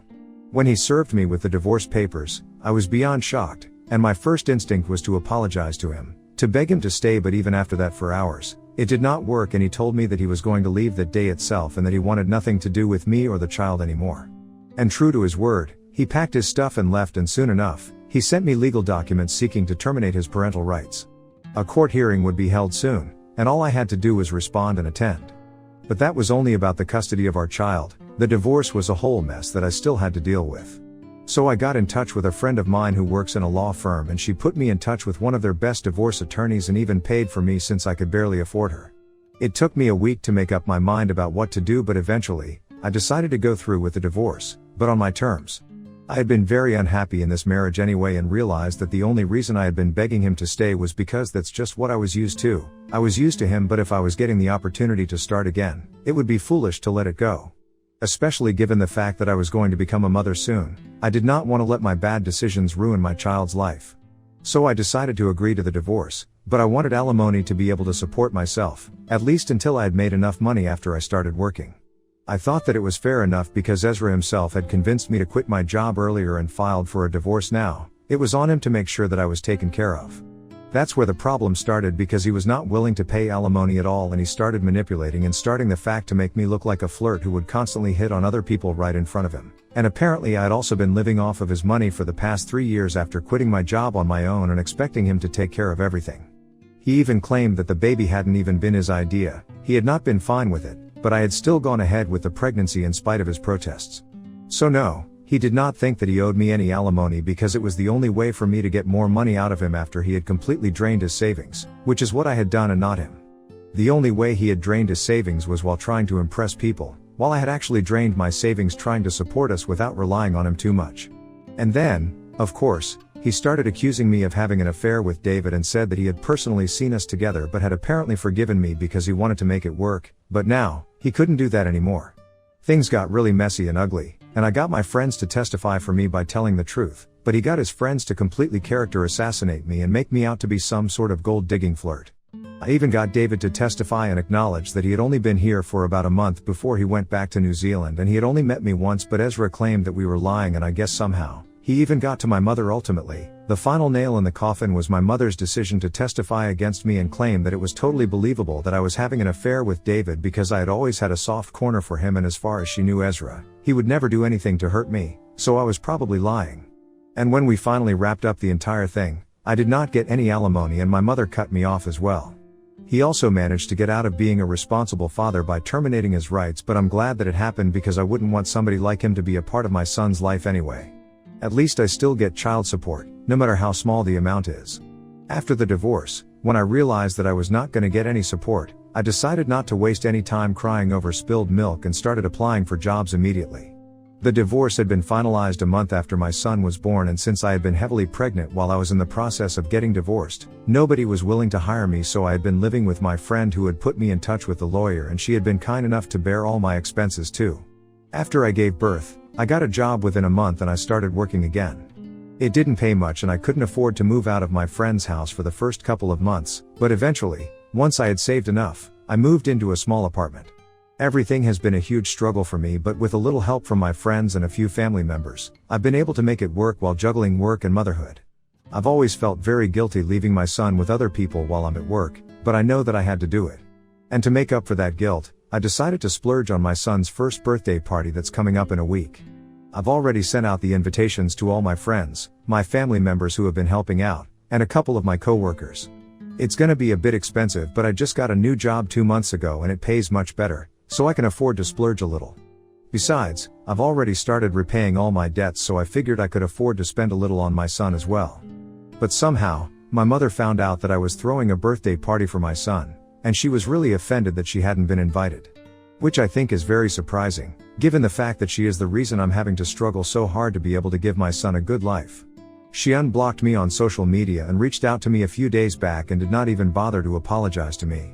She just started acting entitled right away and told me that she was very offended that she hadn't been invited to my son's birthday party, even though she was the grandmother and probably the only grandparent in the picture since my in-laws don't have any contact with me and my dad had passed away a few years back. So, she went on to accuse me of alienating her grandchild from her and demanded that I invite her. And she didn't stop demanding an invitation. She said that now she wanted to be actively involved in her grandson's life, and she wasn't going to tolerate my narcissistic and selfish behavior anymore. I was shocked that she had the audacity to say something like that, especially after everything that she had done. Not only did she make me lose out on the alimony with her testimony against me, but she had been the one to cut me off and block me everywhere after Ezra manipulated her. I'm not sure how somebody can get manipulated to testify against their own daughter, but well, that's what happened, and it clearly means that she doesn't love or trust me enough. And I still remember that after her testimony, when I had reached out to her to confront her and ask why on earth would she do something like that, she had replied to me saying that she wanted nothing to do with me or my fatherless son and that she did not owe me an explanation for what she had done because I was a cheater and I had failed her. After that, she had been the one to block me, so I really think that she is the narcissistic and selfish one here because she didn't even bother to apologize. She just started making demands as if she was entitled to it. So when I read that message from her, I lost my temper, and I replied immediately, saying that I was not going to invite her to any event and she didn't deserve to be a part of my life or my son's life anymore. She's a huge part of the reason why we had been struggling for the past year, and now, since she can't fix our life, she doesn't deserve to be a part of it either. Then, I blocked her and I thought that would be the end, but now, she has started contacting all my friends, family members who were close to me, and even a couple of my acquaintances from school, to try and get me to talk to her again so she could explain why she had done what she did in the past. She's been telling everyone that she wants me to know that she's sorry about how she had treated me, and she's even apologetic about her tone in the message that she sent me recently, but she just needed one chance to talk to me and explain whatever was going on with her so I could have all the facts and then make up my mind about whether I wanted her in my life or not. But here's the thing, I don't even want to give her a chance to explain. Whatever her reasons were, I don't want to hear it because in my opinion, no reason can ever be good enough to ruin my life as my mother, and that's the fact of the matter. I'm just kind of skeptical about telling people this because it might sound too cold-hearted, so I just haven't been responding to anybody yet, and I've been in two minds about what to say. So AITA for not wanting to hear my mother out about why she testified against me during my divorce.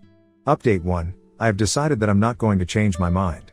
I thought about it, long and hard, and I literally could not think of a single explanation that she could give to me where I would feel like forgiving her. Whatever she did, it was unforgivable, and now I want nothing to do with her, and that's what I've told all my friends and family members who she has been reaching out to. I told them that I really appreciated the fact that they passed on the message to me, but I really want nothing to do with her, and if she contacts them again, I want them to just block her because this is not something that they need to be involved, and I don't understand why she's been dragging them into it anyway. It's been a few days since then, and my son's birthday is in just 2 days, so that's what I'm focusing on. I've already made all the arrangements and stuff, it's just some last minute stuff, but I'm still trying to keep myself busy so that I don't have to think about the situation with my mother. For a really long time, I have been suppressing all of this, and I've been successful in doing so because I'm so busy all the time that I hardly have time to think about whatever has happened in my life.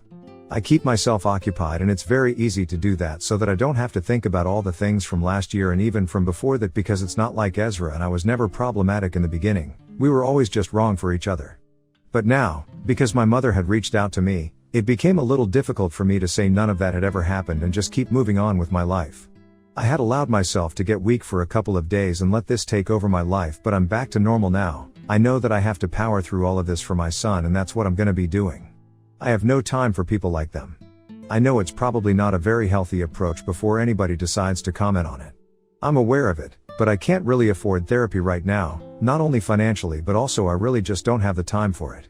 Maybe someday when I'll be slightly more financially stable, I'll think about unpacking all of this with a professional, but until then, I guess I'll just keep doing whatever has worked until now. But anyway, all that aside, thank you so much to everybody who commented on my post with advice for me. It was all really helpful and definitely made me feel much better. Update 2. Hey, so my son's birthday was almost 2 months ago, and back then, after I had told everybody that they should ignore my mom's messages, everybody had done that and she hadn't talked to me after that. In the past year, I had been quite busy, so I hadn't been able to attend any family events either, and everybody could understand why, so it's not like they took offense. But last week, I finally managed to take some time off and attend my cousin's engagement party with my son. There, I finally met my mother in person after more than a year and I was kind of taken aback to run into her, but after they got over my shop, I decided to just ignore her and get on with my day. For the first hour, we did not speak to each other, but then, she came up to me and started making small talk. She seemed very happy to see my son as well and tried to interact with him, but he was really shy, so he just kept hiding behind me. Anyway, there were a lot of people at the party and I did not want to be rude to her and throw a tantrum, so I decided to be polite to her. I told her a bit about my job and my son and she told me that she would like to grab some lunch with me soon if I would be open to that.